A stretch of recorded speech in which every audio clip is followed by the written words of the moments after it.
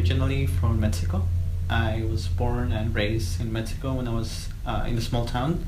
And then my parents and I and my sister, we came here to the US when I was 13. I consider myself Brazilian just because I lived there for a good amount of my life. But I think that it's very hard to kind of put a label on my identity in terms of culture, because even in Brazil, since my parents were American, I was an outsider. Now, actually, funny enough that I don't even identify as Filipino sometimes. I actually identify just as an immigrant. I would definitely say I felt Korean American. My parents, my dad in particular, has always said I'm ABK, I'm American born Korean. You know, there's like this term, ABCD, American born confused AC. Like, I think that's like what I most identify with. I mean, I consider myself both Mexican and Guatemalan, just because I think to say I'm only Mexican erases another part of me, which is there, although I don't necessarily, I guess, live it as much. And my family is from Costa Rica. I identify as a Latino. And I was the first in my family to be born in the United States. When I first came here, I didn't know that I was going to live here forever. I came here under the impression that my family was just visiting. But then, next thing I know, I was enrolled in middle school. And then I was here for 7th grade. Next thing I know, I was graduating 8th grade. Next thing I know, I'm like in 10th grade. I guess I'm not coming back to the Philippines. And coming here to the US, I was shocked. I was surprised. I was scared. I had a lot of fear, just trauma. And I was also very intimidated because, when coming here, I didn't know the language. I didn't know the culture. I had a lot of trouble connecting with people, and I couldn't, even though I could ask them for water and I could ask them for basic things that I need to survive, I still couldn't tell them my feelings, and I couldn't connect with them in that emotional level. And that was that affected me a lot. My mom wanted me to speak Spanish. I spoke Spanish because she only really understood Spanish. But it was more than that. Because even when I was older and she got to learn more English, we were able to communicate in English. I know still today she doesn't like me speaking English in the house. And the language that our parents would only allow us to speak at home was Spanish. My dad's idea and philosophy is that we're going to learn English no matter what. But to retain our Spanish and retain our culture, he wanted to ensure that we would not lose our Spanish. Being read to in only Spanish, and not even read to a lot of the time. My parents are constantly working. Could have definitely affected my English. And it wasn't until, I think, high school where things started affecting me. Like last year in Miss Cordell's class, we took a grammar quiz, and I was one of like 4 kids who failed it. When I was about to graduate from high school, though, I learned that I'm an undocumented immigrant. Actually, I didn't know that. I didn't even know the term undocumented immigrant. I came here with a visa, but then a lot of things happened in between, and then I ended up losing my visa, and my family lost their immigration status. So my entire life, I was trying to fit into this mold of like, live into the American dream, go to college, even though my family was struggling, maybe if I go to college, then we can, have a better life. Because teachers in high school, they tell you if you follow A, B, C, and D, you can do anything you want, and which I did. But then I got to that point where when I was applying for school, and I'm like, but I can't qualify for any financial aid. So how am I gonna pay for college? Any of the policies that you're familiar with now, for example, like the California Dream Act, Deferred Action, those things didn't exist. So I was completely lost and completely scared. And so when it was time for me to finally apply to a college, think about this. It's November of my senior year, and I've never spoken to anyone, and no one ever spoke to me about college. So here's a first generation student, have no idea what am I doing, what I'm doing. My brother, who was older, had already moved away and had already started his life. So that connection wasn't really there as much. But I would have thought that maybe someone here at the school wanted to see me go to college, but that's not the reaction that I got from my counselor. And so eventually, with talking to other students that were Latino, they told me that they had the exact same experience with their counselors. Their counselors were directing them to these other vocational classes. And I never knew a single person who was Latino who was in any honors or AP classes at the time that I was in high school. You don't see a lot of Latino kids take as difficult of classes or want to take the same route as the one that I am. And I don't think there's anything wrong with that, but I've definitely been called like whitewashed before, and I never understood why. I was like, why are people saying this to me? And I don't know, I think this might just be my own definition or my own, I guess, my own like reasoning, but just the idea that I'm wanting something different from being a stereotypical Mexican makes me whitewash, I guess, in other people's eyes. So there's definitely an internal conflict between I'm too Mexican for hanging out with my other friends, and I'm too white for hanging out with my other friends, my Mexican or Latino friends.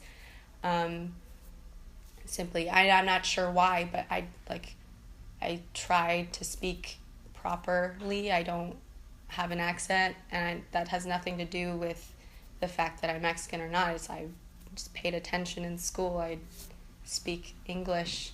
Yeah, I guess in some ways when I first came here, there was a lot of shame in how I looked, in how I spoke. I used to be embarrassed that my family had accents. I would correct them. When I used to go to the Filipino store, I would come in and speak to Filipino workers in English because I'm like, oh, look at me, I don't have an accent. Let me speak to you with my no accent English, Just try to like validate that, I am not you anymore. I'm like American, There's like amongst Korean American kids, there was this idea of like being a banana or being a Twinkie. And this is like a lot of Asian American kids, I think, go through this, of like being yellow on the outside but being white on the inside. And that was definitely a thing you talked about. And it was a joking thing, but in hindsight I realized like that's a lot of what Asian Americans go through, is trying to find a way of identifying with the mainstream like white culture while still maintaining this sense of like your cultural origins. I think that one of the major reasons why this transition was so hard for me is because I kind of felt like I wasn't being my true self sometimes. In Brazil, a lot of the way that we communicate with each other, a lot of the language is this kind of body language, and understanding how someone feels without them saying it. And I felt like in order for me to connect with these people, in order for me to make real friendships, I would have to assimilate into American culture. Yeah, I mean, like when my mom would send me to school with like smelly lunch, like I like fought against it. I was like, no, like I'm not gonna be made fun of for this. I really didn't like Korean food that much growing up because Korean food's it's got a lot of fermented stuff. It's stinky, and there would be like embarrassment as a kid coming to school with Korean food because it smells so strange, and you don't want to hear people like going, whoa, what is that? It smells so weird. I just want a PB&J like everybody else. Which in hindsight, like what the hell was I thinking, Take that biryani over a PB&J like any day. And so it wasn't until late in high school, early in college, when I didn't have my mom cooking for me all the time, that I realized I really missed that. There was something unspoken, an unspoken connection to a rich history. Yeah, just over time, I have had very, very many nuanced opinions with my parents, or like differing opinions from my parents. And that, just about how I should live my life and things like that. And I think that for a long time, I was just really, really angry about it because there was like this whole life that I had been living with like my feet in two different worlds that I just felt like they just didn't get. Every argument that I was having with my parents was because I was too American for them, I was too different. I didn't really feel the need when I first went away to college to look for Desi friends. I was like, everything about our culture is like it's like so suffocating me right now, and like that is not something that I need to be associated with right now. And I think that over the course of a couple years, I really needed that distance to miss home, like miss my culture and miss, even some of the things that I really hated about my culture. And just like one day it occurred to me that I could just like drive 30 minutes and I could go to a Jamaat Khana, which is like the Islamic center that, people of my mom's side of the faith, attend, right? And so it was Friday, and my friends were like, oh, let's go out tonight. And I was like, actually I gotta like go do this thing, and so I drove to San Jose, and I like was sitting in my car, and I was like, what am I doing? Like, I don't even know like anybody here, like it's gonna be so awkward. It's like a very social gathering, And so yeah, I went, and I got to meet some new family members and hang out, and everybody was just so nice to me. And I was like, what is going on? Like, like this culture, like everything that I hated, like I thought I hated, I was like, I mean, obviously like something sparked in me to like go there that night, but I was like, God, like I've spent so much time being like angry and upset, and like I don't have, like there's not just like one way for me to like be in line with my culture. I feel that we can live in a society where we can assimilate but also retain our culture. And I think that's my case. I've been able to assimilate to an American culture, but I have been able to retain my cultural traits. I feel like diversity is not what I'm aiming for. I feel like it's more about being inclusive. So I feel like diversity is, you have this sort of, you're talking about, oh, we have people from different races, in this organization and in this workplace, but not everyone who is a person of color, who's a woman, who's LGBTQ, they don't feel empowered to take ownership of the work. So sometimes, for example, I'm in these places where I feel tokenized, I feel like, oh, just because, you're a Filipino, you're here, so I become this face of diversity, look at us, we're not all the same. We have a Filipino person here, that's diverse. But then inclusion means that I also get to have a say on the decisions, I get to have a say and power over the different things that people are doing. In many ways, the traditional definitions is assimilating is to sort of be absorbed into a culture where you become something new, very much like the melting pot idea, where people from different backgrounds are kind of put into this pot, which would be the United States, melted down and forged into a brand new citizen, which is the American. And that's the assimilation idea.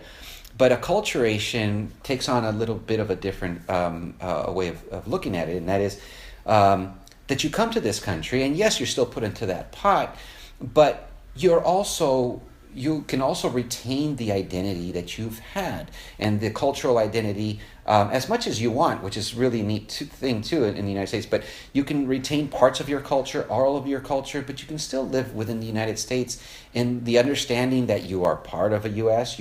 There are other people that are different than you, but we have to have that agreement that we're going to get along. Having time alone with my culture has really, like most importantly, it's really helped me like reconcile my relationship with my family. I think that it's like, you know, like what brings people together, like food brings people together, and like laughter and conversation and movies and like things like that, and like really being able to like be back in touch with my culture like has really allowed me, I think, to stop being so upset and like just kind of like chill out and like hang out with my family, and like, no, we're not going to agree about everything, and we don't actually need to agree about everything. It's okay, you know. What was the question? There was like something else I was gonna say. This is like so hard.